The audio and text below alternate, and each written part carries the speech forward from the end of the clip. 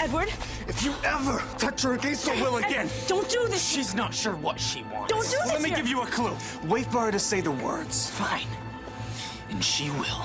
What holds a guy back from not wanting to smash his sworn enemy's face in when he's kissing your girl? You know, everyone talks about Edward being like the perfect guy and stuff. I think this is the only movie where he sort of proves himself to be that, to be able to see and understand where Bella's coming from. I mean, he is kind of like, I guess from a girl's perspective, the perfect boyfriend. It's like, he's so perfect, they can cheat on him all the time. But I think that's my favorite scene in the movie, when he kind of forgives her afterwards. Because it's just, you know, for a guy who literally has nothing and has made it very, very clear to her, and then that and his entire life is tied up with her. Yeah. And then she kind of, I guess, betrays him in a way, and he's got to just deal with it. I'm good here. You should go. I'm not gonna be gone long. Don't rush. You need to hunt. So in this one, our little girl has grown up. Oh. You know? Well, she should probably do that at some point. How has she changed for you? Bella's in a very accelerated little process of life. She's forced to make decisions at a really young age, considering her mythical surroundings. In the beginning, it's important, like, for her to be courageous, and she doesn't know about this world of vampires, and it's a brave thing to you know, throw everything away for a feeling. What's going on? I kissed Bella. You and Bella finally have some interesting, like, I'm going to say, for lack of a better word, intimate moments. Yes. How was that for you? You know, with her finally getting to that point. It's good. It's very good.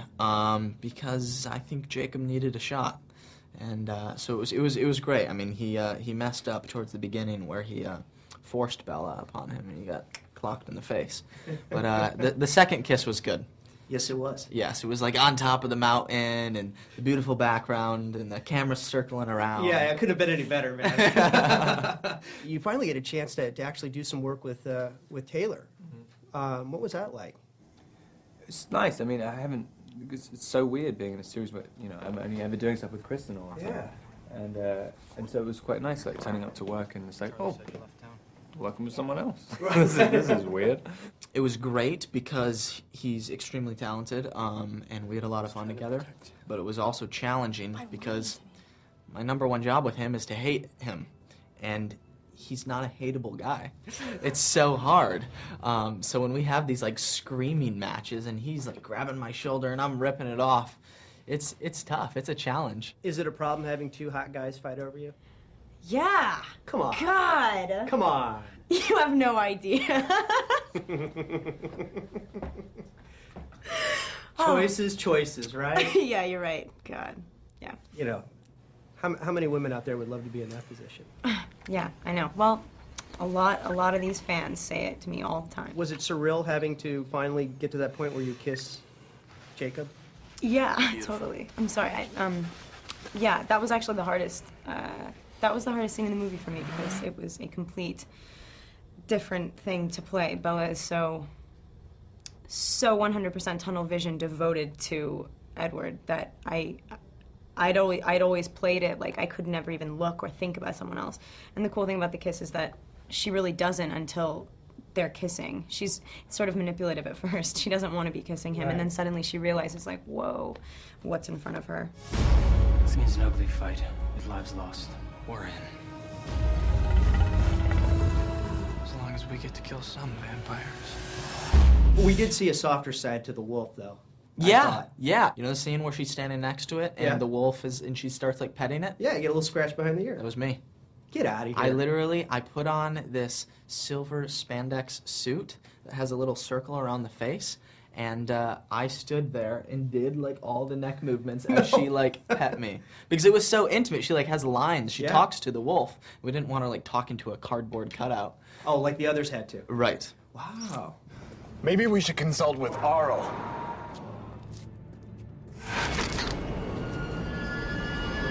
Era's decisions are being watched. Have you warned these two about the phenomenon that's going to probably take place in the next couple of weeks? I Or maybe it's already they probably started. figured it out by now. Yeah. Well, you know what? You don't experience necessarily until you go to the premiere, and then it's like, That's true. That's you know, wow. Yeah. I got a chance to head along to the New Moon premiere and kind of happily fly under the radar, but I really got a chance to get a glimpse of the mayhem, and it's 360 degrees of hysteria, but it's so wonderful to see everyone come out and support these stories that they're so passionate about. Yeah. There were games on set. What kind of stuff was going on? A lot of push-ups, flips, Yeah, flips. Yeah, Flips or dance-offs. Grape dance off, Grape pants throwing off. competitions, yes. I think me and Taylor at one point, you reminded me that me and Taylor had done this balancing act. Taylor's funny anyways, he's always just like trying things out.